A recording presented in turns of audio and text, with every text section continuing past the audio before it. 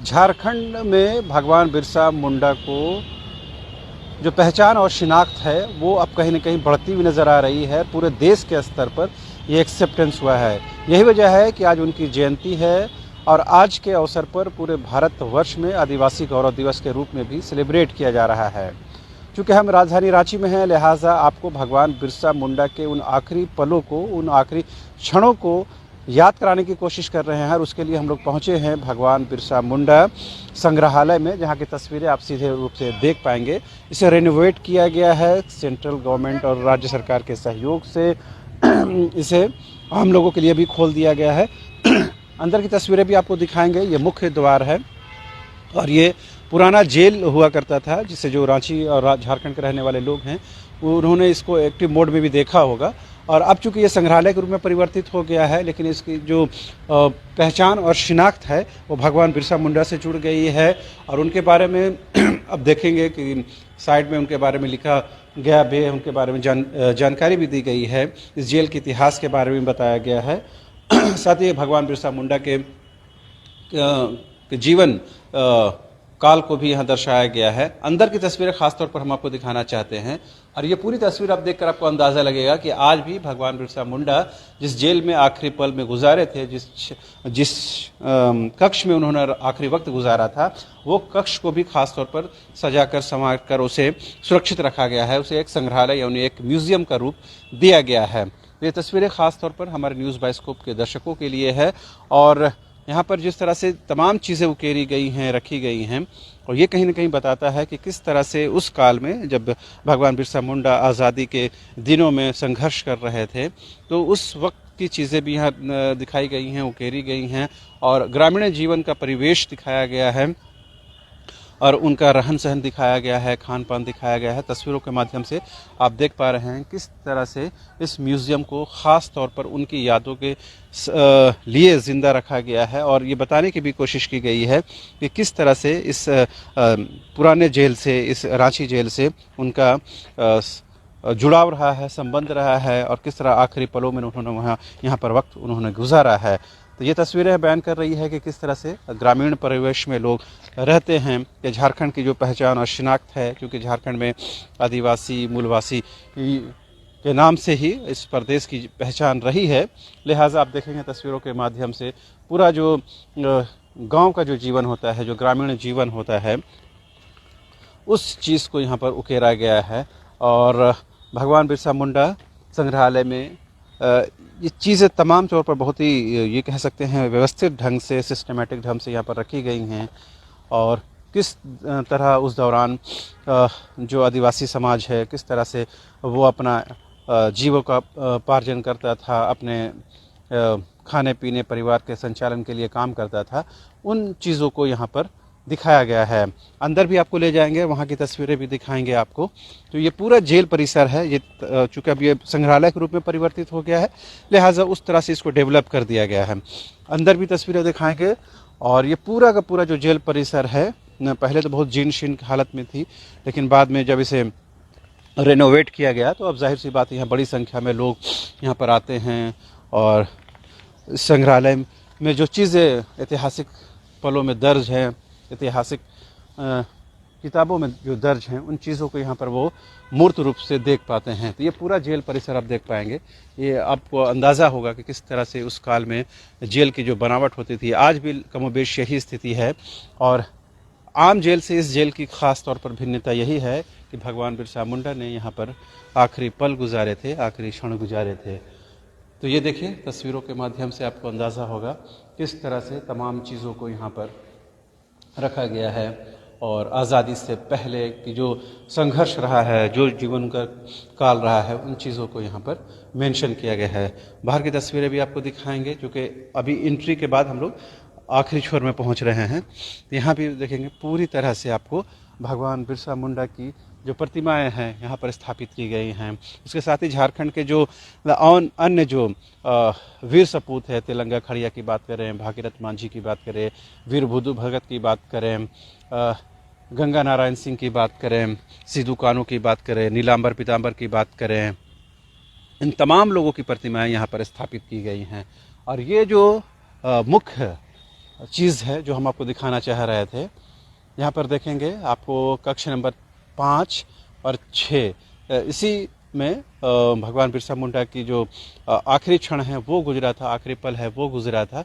लिहाजा वहाँ की बाहर की तस्वीरें हम ये दिखा पा रहे हैं। अंदर की तस्वीरें भी हमारी कोशिश होगी कि आप तक पहुँचाएँ और आज के दिन को आप याद कर सकें, इस ढंग से याद कर सकें कि किस तरह से उनका जीवन काल गुजरा है और किस तरह से उन्होंने झारखंड की आज़ादी में उन्होंने बढ़ चढ़ कर योगदान दिया है। ना सिर्फ झारखंड, उस टाइम तो झारखंड का अस्तित्व नहीं था, लेकिन उस पूरे क्षेत्र के लिए उन्होंने किस तरह संघर्ष किया है और किस तरह से उन्होंने अपनी पूरी ज़िंदगी को इस माटी के लिए, इस धरती के लिए उन्होंने न्यौछावर कर दी है।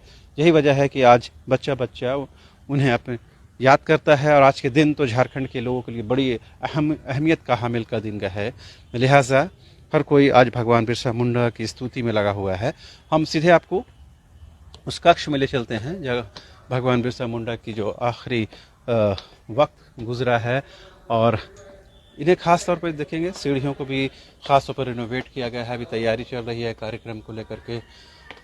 चूँकि और भी आदिवासी संगठन के लोग यहाँ पहुँचेंगे तो उन चीज़ों को यहाँ पर उकेरा गया है, रखा गया है।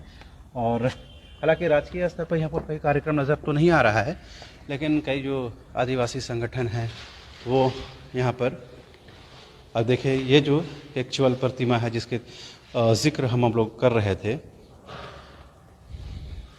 और उनके बारे में देखिए ये मेंशन भी किया गया है। भगवान बिरसा मुंडा, उनका जो 15 नवंबर 1875 का जन्मदिन है।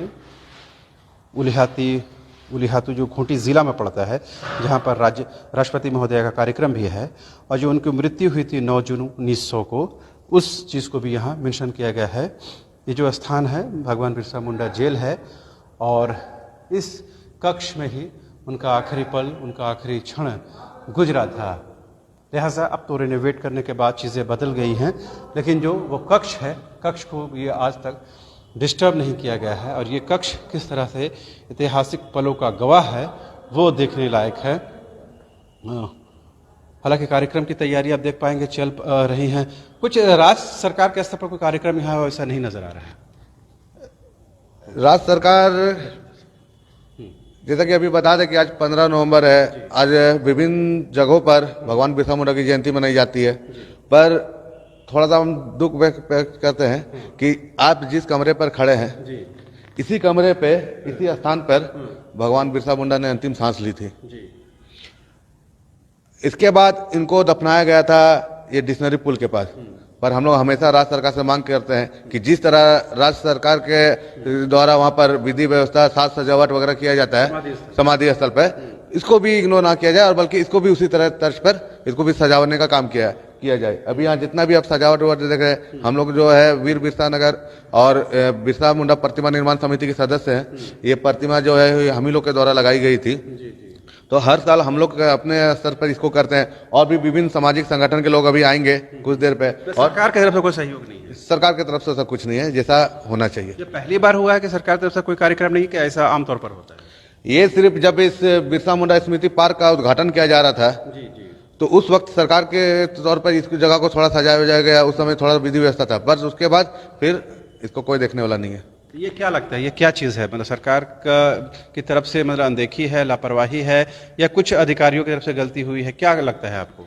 मैं समझता हूँ कि इसमें अधिकारियों को भी ध्यान देने की आवश्यकता है, क्योंकि सरकार अगर सभी जगह को डिब्यूट कर दे, जैसे कि वो कोई को डिब्यूट कर देते हैं आपके डिक्शनरी पुल के पास, बिरसा चौक के पास, तो मेन केंद्र जो है जहाँ भगवान बिरसा मुंडा ने अंतिम सांस ली थी, इस जगह को भी आप अपने स्तर पर इसको सजाने का काम करें। इससे क्या आप लोगों को दुख होता है कि सरकार को भी सहयोग करना चाहिए? नहीं, दुख तो थोड़ा सा होता है, पर क्या है कि हम लोग सरकार के भरोसे नहीं रहते, क्योंकि हमारा धरती आबा है, हम लोगों के लिए प्रेरणा का स्रोत है, तो हम लोग अपने स्तर से इसको करते हैं। अब सरकार करेगी भी तो भी हमारे लिए अच्छा है, नहीं करेगी तो हम लोग करते ही हैं।